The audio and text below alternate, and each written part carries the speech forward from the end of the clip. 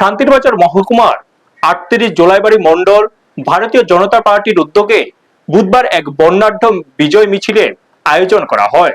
পুদুচেরি, আসাম ও পশ্চিমবঙ্গের বিধানসভা নির্বাচন এবং ধর্মনগর উপনির্বাচনে দলের সাফল্য উদযাপন করতে এই কর্মসূচি গ্রহণ করা হয়।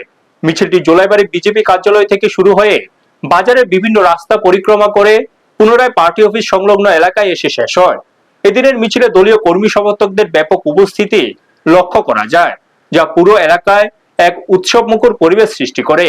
এই কর্মসূচিতে উপস্থিত ছিলেন মণ্ডল সভাপতি সুজিত দত্ত, পঞ্চায়েত সমিতির চেয়ারম্যান তাপস দত্ত, প্রাক্তন মণ্ডল সভাপতি তমাল বৈদ্য সহ অন্যান্য নেতৃবৃন্দ। গেরুয়া আবির খেলায় অংশ নিয়ে সকলে বিজয় আনন্দ ভাগ করে নেন। সমগ্র অনুষ্ঠানকে ঘিরে জোলাইবাড়ি জুড়ে উৎসাহ উদ্দীপনার আবহ তৈরি হয় এবং দলীয় কর্মীদের মধ্যে স্পষ্টভাবে উচ্ছ্বাস লক্ষ্য করা যায়। ব্যুরো রিপোর্ট, নিউজ তৎকাল 24। সত্যি কথা, ভারতবর্ষের বেশ কয়েকটি রাজ্যে বিধানসভা নির্বাচন হয়েছিল।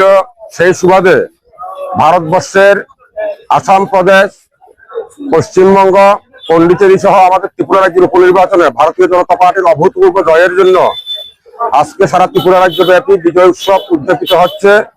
আজকে ভারতীয় জনতা পার্টিতে মানুষ আজকে আসছে শুধু ভারতীয় জনতা পার্টির পতাকা দলে আমাদের মাননীয় প্রধানমন্ত্রী নরেন্দ্র মোদীর দিকে চেয়ে, এবং আমাদের আজকে ৩৮ জোলাইবাড়ি মণ্ডল আয়োজিত আজকে আমরা বিজয় সমাবেশ এবং বিজয় র্যালি আমরা করেছি।